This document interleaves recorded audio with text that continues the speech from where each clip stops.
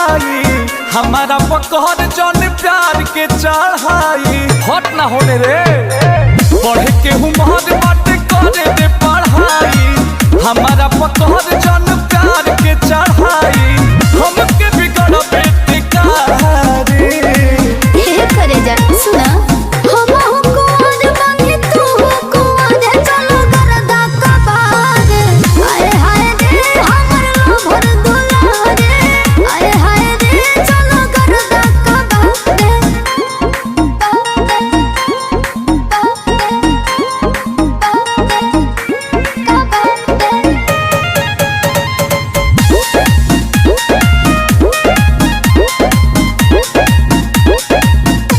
खेले के हुमर बाटे कहता रुखाए के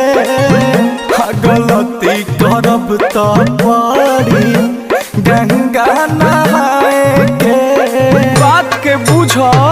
जानो तारो लो बाकी छोड़ भुला छोड़ा सोना भेज ना भेज आज खाना कहते बिगाड़ चाहता रे हमको आज बांधे तू को रे चलो गरदा का बाग आए हाय रे हमर लोभर दुलारे आए हाय रे चलो गरदा का बाग चलो हे करे जा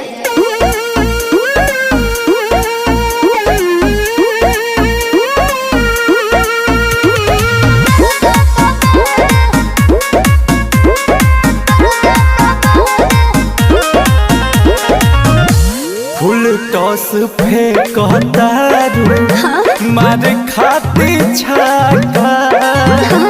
विकेट गिरही बुआज ऐसन बुझ